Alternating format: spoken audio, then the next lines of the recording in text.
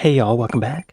Today we're checking out 7 ways British summer was a huge culture shock to an American. British summer is on its way. Kind of. I mean, the sun has been out in the southeast of England for the past couple of weeks, which means most British people will now complain that summer is basically over and it'll be bad weather for the next 3 months. But I have not lost my blind American optimism after 13 years here, so I still have hope. And with that hope comes this video on all the ways British summer was a pretty big culture shock to me as an American when I first moved here. Because a British summer is a very particular thing. It's eating Mr. Whippies in the park, it's daylight hours that honestly go very, very, very late compared to what I'm used to in the States. Really? And it's a very happy time in the UK. So here are some things I've had to get used to, and I'd love to hear your thoughts. I also want to say a big thank you to HelloFresh for sponsoring today's video. I've used HelloFresh multiple times now to mix up my recipes, particularly as a vegetarian who's always looking for things to bring to different events and to cook at home. If you're also running out of ideas on things to cook, I've got you covered. Y'all be sure to go to Girl Gone London, I'll like and subscribe,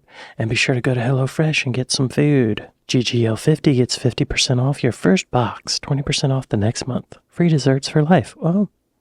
The offer available for you to try HelloFresh. Now, the first thing on my list of British summer culture shocks is hay fever, or seasonal allergies, whatever you want to call it. Sorry to all of you equally suffering because, oh my gosh, my eyes have never been itchier, but one thing you don't think about when you're moving countries is the different types of trees and plants. Turns out, I'm not allergic to much in Florida.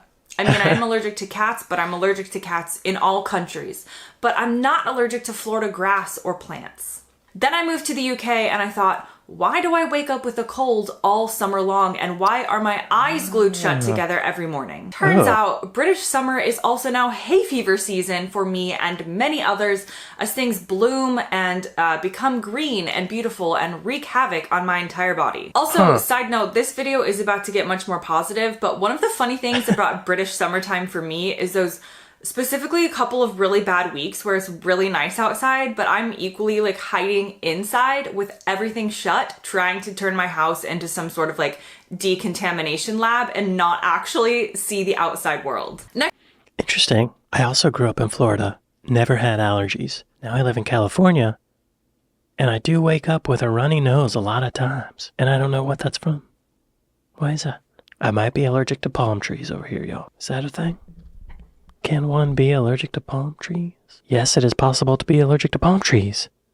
Well, what foliage in the UK are people most allergic to? Grasses and birch trees are the primary sources of allergic reactions in the UK. Other allergic foliage, oak trees, alder trees, plane trees, nettles, oilseed rape.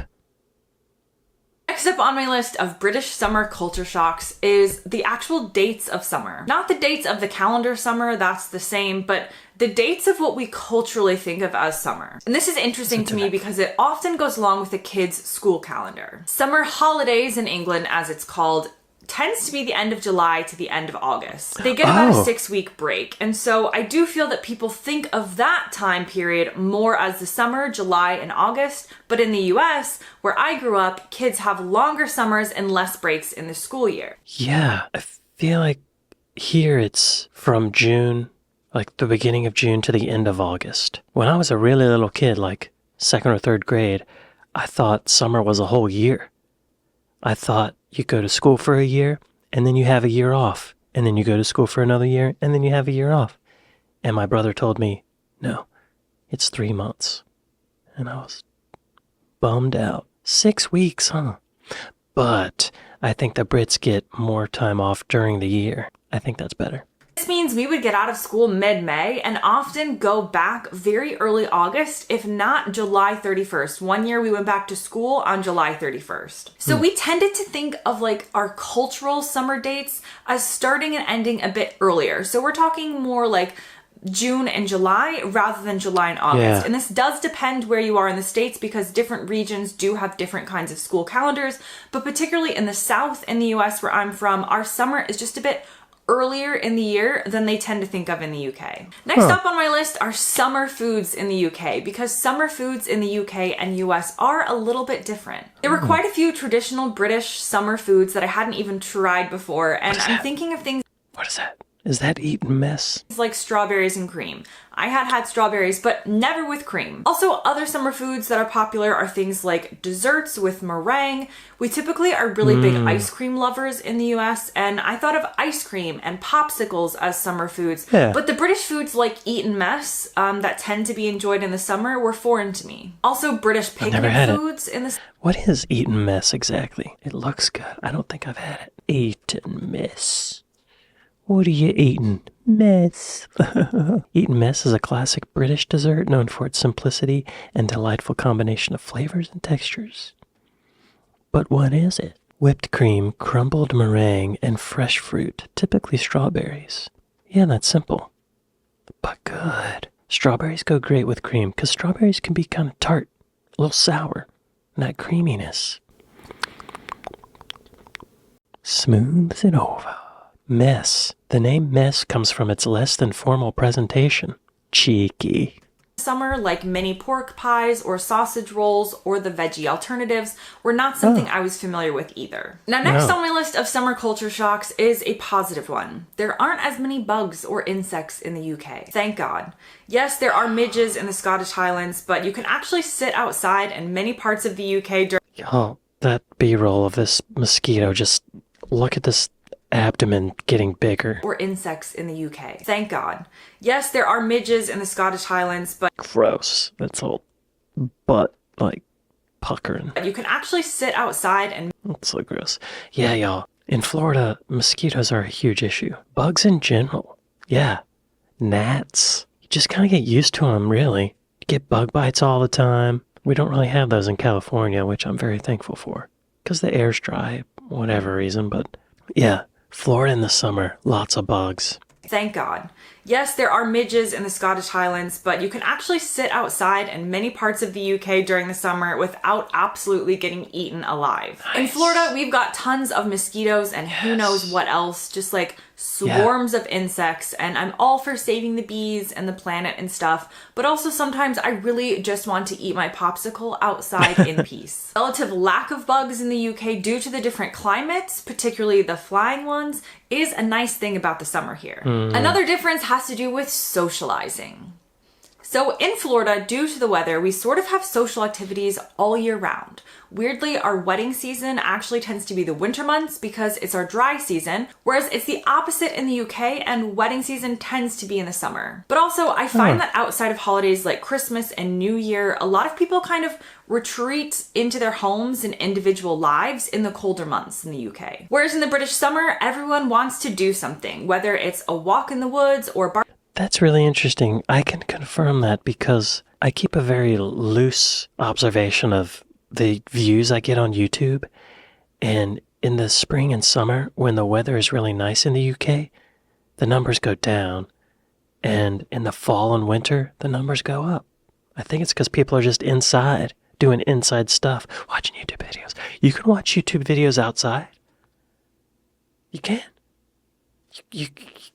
People kind of retreat into their homes and individual lives in the colder months in the UK. That's me every day. Whereas in the British summer, everyone wants to do something, whether it's a walk in the woods or barbecue or a trip to the theme park or just like catching up with a friend. We're all cramming it into a few months, and my calendar in the summer months here always looks extremely hectic compared to the rest of the year. The sun comes out and there's like an alarm that spreads across the country saying we've got to fit our socializing in. The next thing on my list is barbecues and barbecue food, because the British love a summer barbecue, but we tend to have a different one here in the UK than what we would have at an American barbecue. I find that American barbecues typically serve things like American-style baked beans, corn on the cob, hamburgers, mac and cheese, hot dogs, maybe pulled pork or ribs. In the UK... See, she used the term barbecue, but really what she means is a cookout.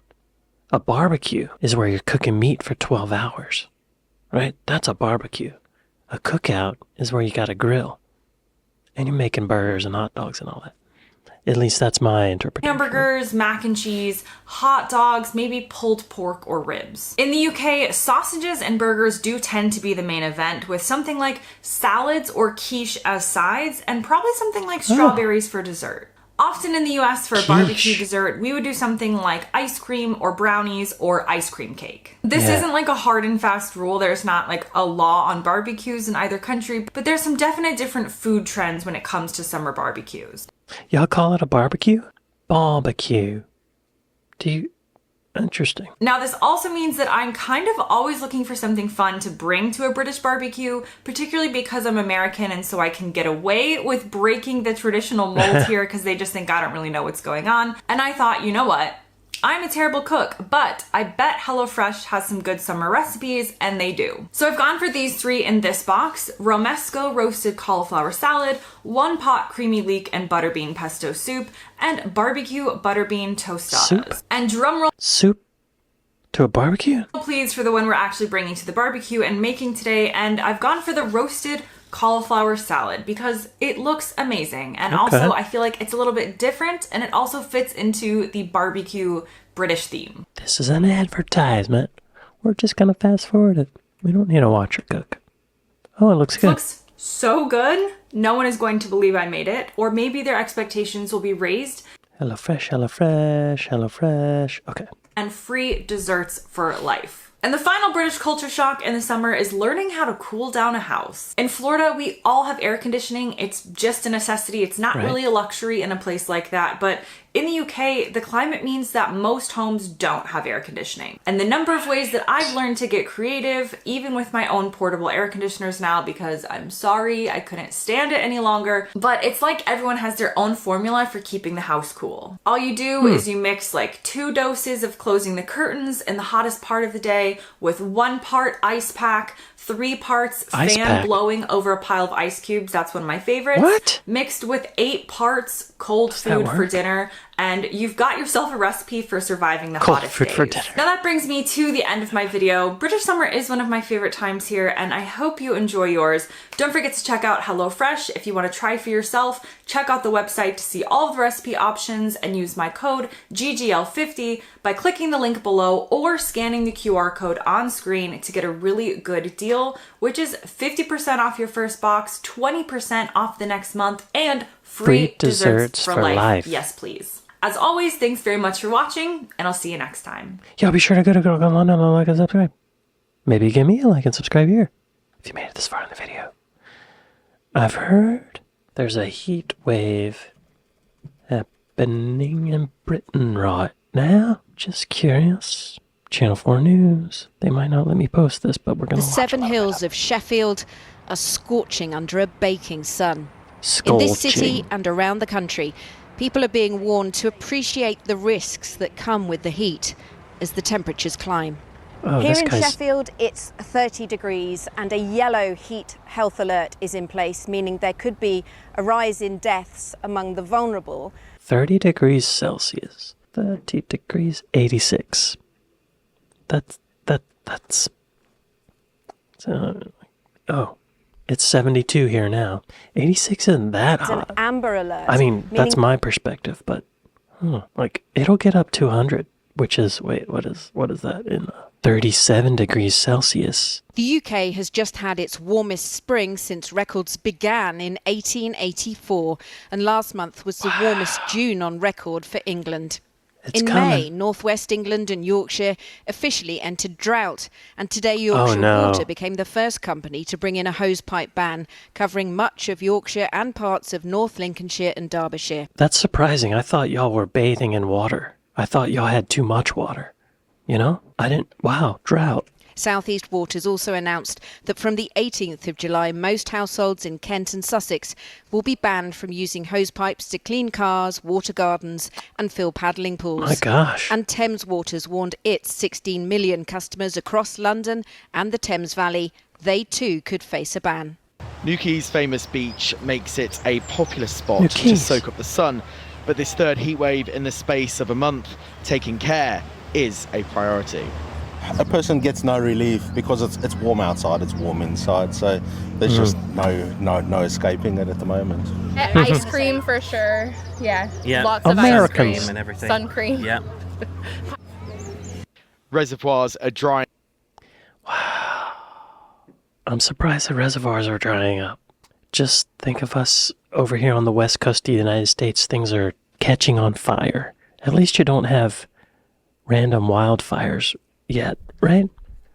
Are there wildfires in UK? Oh, 2 years ago, 4 years ago, 12 days ago. UK heatwave, firefighters tech. Oh no. 2F. I'm so sorry. Damn. 3 wildfires in the Highlands. Damn, y'all. Well, I hope things cool off a little bit for you, right?